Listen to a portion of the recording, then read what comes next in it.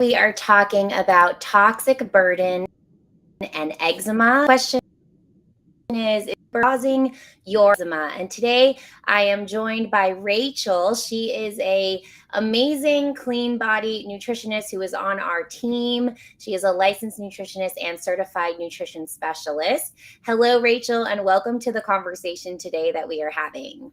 Hi, welcome everyone. All right, so this is a big topic because this is actually a big root cause in body when we are treating patients and clients with eczema. So our agenda today is we're going to talk about what toxic burden is, what are the sources of toxins, what is your Cleanbody funnel. You have so many toxins that this funnel starts to overflow. And what can you do? Then we're going to open to question and answer time, and we would love to answer any and all of the questions that you guys have. So please go ahead and sub to that comments or chat box right there, and we are happy to answer those at the end. Toxic burden. Well, unfortunately, in our world, we are seeing more and more toxins, just every day, more and more toxins that we are exposed to. We are unfortunately exposed to these toxins in every place imaginable. The stuff we put on our bodies, to in our environments, in the air, in the tap water we drink, in our kitchen, in our pantries. And we have been seeing this increase in eczema over the last 50 years due to a lot of the problems that we are seeing in all the toxic exposures that are increasing over time.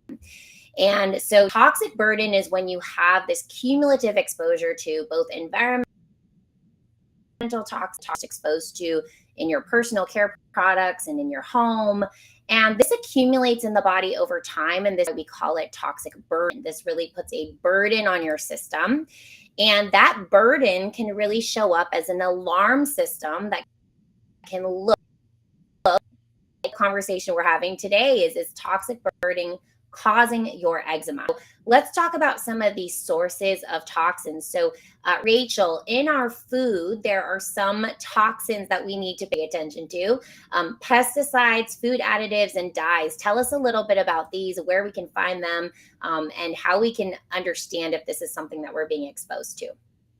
Yeah, unfortunately, we do find toxins in a lot of our food sources, and they can show up in both healthier and less healthy foods. So obviously we want to target those ultra processed, really low nutrient dense foods first, because we're not really getting much out of them nutrition wise, and they can be adding to our toxic burden because of things like food additives, food dyes, even things like mycotoxins for like shelf-stable foods that have been stored for long periods of time that can grow mold. So those are kind of our pretty easy things to cut out. But we also need to think about how toxins are showing up in our, real whole nutrient-dense foods too, and how we can choose the best sources of those. So, choosing organic produce so that we're avoiding more of the pesticides and herbicides and fungicides and all of the chemicals that get sprayed on our plant foods. Thinking about things like heavy metals in foods too. So a lot of our like fish and our seafood, especially the bigger fish that are higher up on the food chain, can really accumulate a lot of heavy metals and other environmental chemicals too. So those are some places to start. Absolutely. So our food, this is something that we put into our bodies at least 3 to 5 times a day, if not more. And there are so many exposures here we can be exposed to. So this is a really important part of what we do when we first speak with a client who has eczema. That is food. That's really where we start, because you could literally be putting these toxins into your body 3 to 5 times a day. So it's something we need to pay attention to. And these toxins can also come from your environment. So, when we talk about heavy metals, there are heavy metals like lead, especially if you have a home that is older than 1978. There could be still lead in the pipes, there could be lead in the paint. So, that's something to think about. Mycotoxins come from mold. And as Rachel was saying, there's mold in your food and things like that, but it's also in your environment. So if you ever see mold growing, if you've ever had water damage to your home, mold may be something you want to check. And we're going to talk about testing in a little bit. Air pollutants. Our indoor and air environment is some of the most toxic air that we breathe.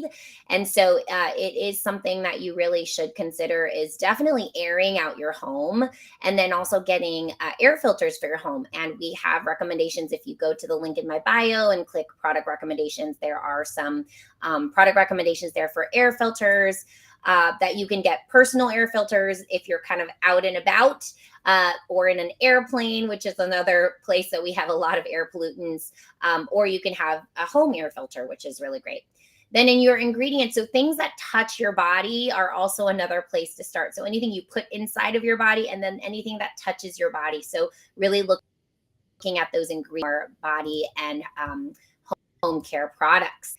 So when we think about how we're getting these toxic exposures, it is literally anything that we are exposed to. So everything from the air, indoor and outdoor, anything that you drink, anything you put in your mouth, so food, and even the soil in which the food is grown are things that we should think about in terms of those toxic exposures. At Cleanbody, we like to say that this toxic burden fills what we like to call your Cleanbody funnel. And like this because it makes it makes you think about it when you're kind of, exposing yourself to a lot of toxins. You want to think about that funnel just kind of getting more and more and more full. And if you are exposing yourself to a lot of toxins, eventually this funnel is going to overflow. And what happens when it overflows, typically symptoms, right? And those symptoms are really just an alarm system that, hey, the funnel is overflowing. And eczema is one of those first symptoms that comes up. And it's why we actually see it a lot in our babies, our infants that are just born, because unfortunately they are getting exposure from mom via the placenta during pregnancy, via breast milk, via formula, if they're having formula with the toxic components there. And then their bodies are saying, hey, there's a problem. We're having toxic overload. And one of the first symptoms we might see is eczema. And that's why we're seeing so many infants with eczema come out now. And it's a big portion of the population we treat are actually infants and kids with eczema, unfortunately, right? But the good thing is this is something that we can fix, right? And so that's what we want to do is really get to that root cause and really fix this problem. So what happens when there's a lot of toxic exposure is that your liver just really can't keep up with this. So this funnel overflowing analogy, what ends up happening is that your liver just really can't keep up, and then the liver function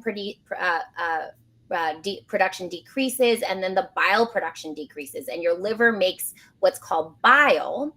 And I like to think of bile as this bus that kind of carries all the toxins out. So your liver makes the bile, and then it drops all the toxins into the bile, and then that bile, takes the toxins out of the body via your poop. The other thing that your liver does is it kind of metabolizes those toxins to also get out via your urine, via your sweat. Your liver is just this powerhouse of an organ. It's really my favorite organ. And when we are dealing with an eczema case, we are often looking at liver as one of those organs that's really being burdened. And so these toxins then accumulate in your body. And then what will happen is these toxins can really trigger this inflammatory response that can result in symptoms like eczema. Okay, so how are you going to evaluate your home? If you have eczema, what are the first things that you can do? So, Rachel, where can they clean up their home in terms of the pantry and the kitchen? Yeah. So first you want to look at the ingredients that you're using. So the foods that are in your pantry, the foods that are in your refrigerator, clean those up, look for sources of heavy metals. One that has gotten in the news a bit more recently has been chocolate. Chocolate can be a big source of heavy metals, unfortunately, and we know that some brands are better than others. So kind of educating yourself about things like that. Looking at your food packaging. So ideally, not a lot of your food is coming in packages. That's one way to avoid a lot of exposures to things like plastics is, to buy foods kind of from the perimeter, buy, your fresh produce and things like that. But then we also want to look at what are you putting your food in and what are you cooking your food in? So we want to get rid of any plastics that we possibly can. So swapping out like that old, nasty, melted, stained Tupperware for some glass storage containers, preferably glass. You can also do some stainless steel. We want to be choosing the best forms of stainless steel because some are actually better than others. Some have some additional metals in them that we do like to avoid when possible. And then looking at, our pots and pans. So we want to get rid of any of those non-stick, those Teflon pans, especially if they're starting to get all scratched up. That's really, really, really toxic to be cooking with those, not just because those chemicals can get in your food, but there's also research that shows that it's putting chemicals into the air as well that we're breathing. So we want to swap those out for things like stainless steel, cast iron. Those are much better options. Yeah, and your kitchen is just the first place to start, but then you also want to check out, I would say that place to go is your bedroom and your bathroom. Looking in your bathroom, you want to look at those personal care products that you're using, everything from your deodorant, which might have aluminum in it, to your, personal care products that might have parabens in them. So checking to make sure that your those personal care products are clean. We love the resource that she has created that's called Skin Deep. So going to ewg.org/Skin Deep. You can also use my product recommendations link in my bio to check out some of our product recommendations for personal care products. Everything that touches your body needs to be looked at, and going organic, paraben-free, fragrance-free. Fragrances also tend to be very toxic as well, are things you want to look at. Then in your bathroom and your kitchen, you want to think about the cleaning products you're using, trying to go natural with those, organic as well.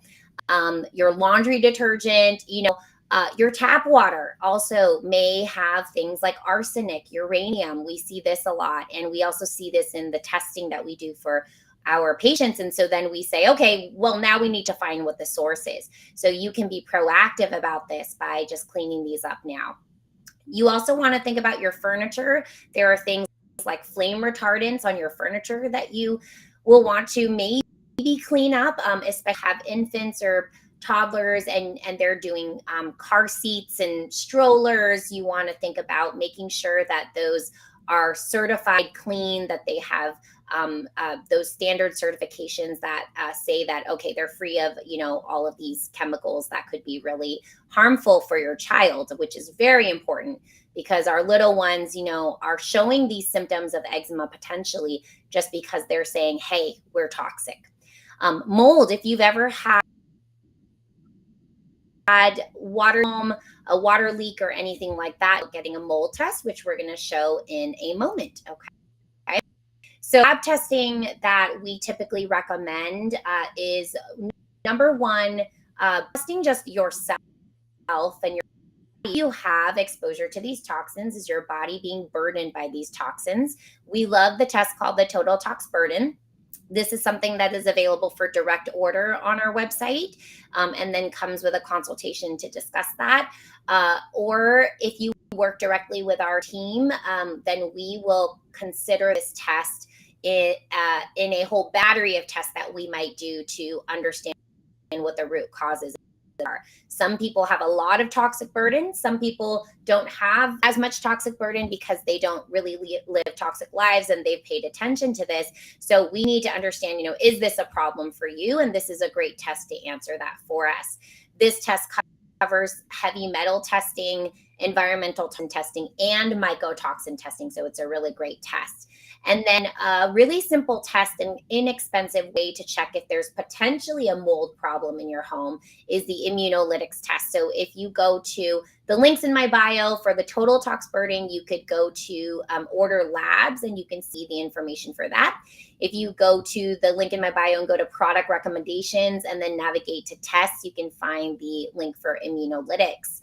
And immunolytics, basically, I did a reel on this a couple weeks ago where I was actually testing my own home. You basically just put these Petri dishes around your home, and then you take a swab and swab any visible mold. And it's really to determine if you need to do, if that does come positive, you may want to think about actually getting your home checked professionally and then remediated professionally as well. Okay.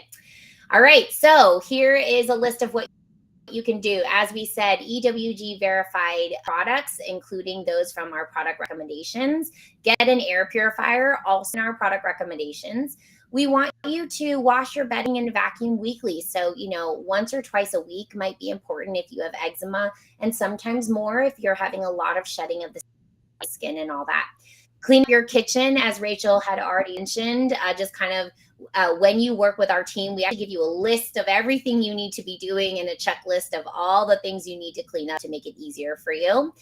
And then seeking professional guidance can be really important. So these are some really great steps that you can take, on your own to just get started, start lowering that burden that you have exposure to.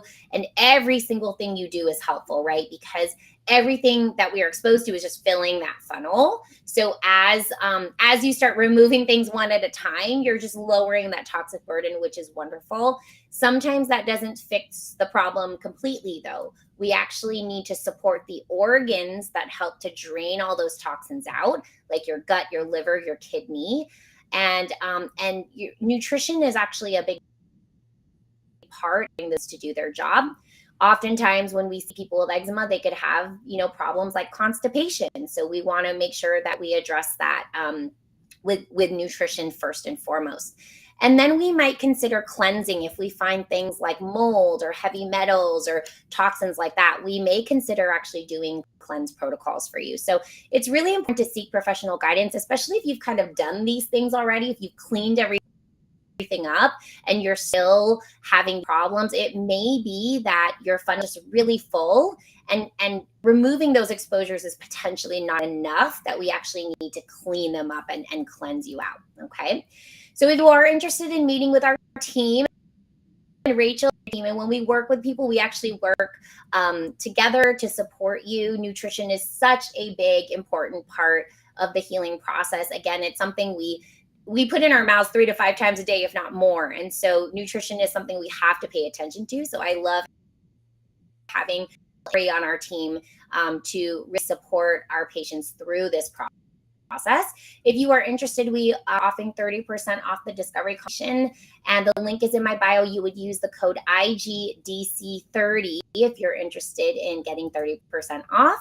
We do have 100% money back to you on this discovery consultation. So if you don't feel like you've gotten information that's going to tackle your eczema, then you can ask for your money back. All right. If you are interested in ordering some of those labs we talked about directly, you can go to the link in my bio, order labs. To open it up for some questions now, please, as a reminder, remember this is for information purposes only. We are not sure if you want to work with, and we are happy to give you personalized advice. So take this information and apply some of these things for cleaning up the toxic burden. But if you are still noticing that you are having issues, definitely consider working with our team or find a medical professional to work with. All right. All right. Let's open it up for some questions now. So you guys can type into the chat box if you have any questions regarding toxic burden and eczema. Rachel, if there's anything that you would say as kind of a final thing you would like to say to just kind of sum it up for nutrition and toxic burden, what would you like to tell our listeners? Yeah, just, kind of generally, it's a big topic and it's a big undertaking if you're kind of starting from scratch to clean these things up. So just, take it one step at a time, one thing at a time. Remember that there are some things, some exposures that are within your control and some exposures that really aren't. So, that's where the piece of really unclogging that funnel and supporting those detox organs comes into play. And we do that with food, we do that with drinking, a good amount, staying hydrated with healthy, clean water, eating fiber-rich foods, lots of phytonutrients. We always tell our clients, eat the rainbow, so that you make sure that you're getting lots of vitamins and minerals and nutrients that are really going to help support those organs and help ensure that those detoxification pathways have the enzymes and the chemicals that they need to do what they need to do to get those toxins out. So it's a big undertaking, but there is a lot that you can do step by step. And what have you seen with clients when they start to clean things up? How often do you see, with no supplementation or other support, with just cleaning things up, diet wise, environment wise, how often do you see that really makes a big difference in eczema symptoms?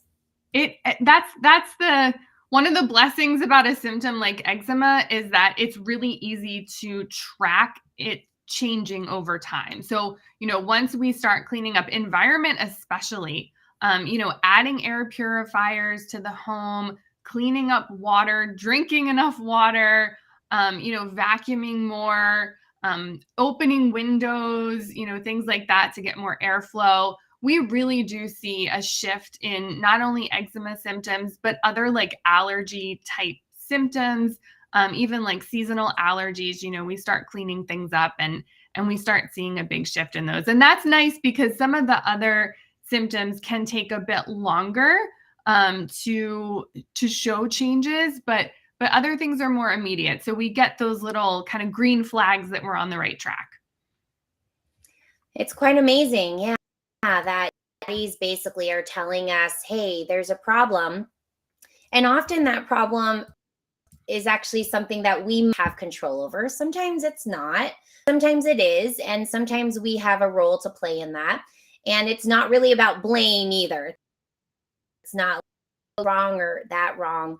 I think it's really just about education. And that's one of our big jobs, is to educate you on helping you with the evaluation process of, okay, what are the things you need to clean up, right?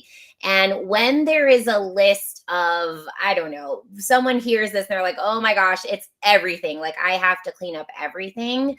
Rachel, where would you say they should start? Like 1, 3 in terms of where someone should start cleaning up? Well, I mean, I'm a nutritionist, so of course I'm going to say food. But for me, really, number one is water, because you can get so much exposure from water, and we want you drinking a lot of it every day. So water is number one for me. That's, you can get your water tested. You can also look up like your municipality's water sourcing, and you can look up the contaminants that are found in there.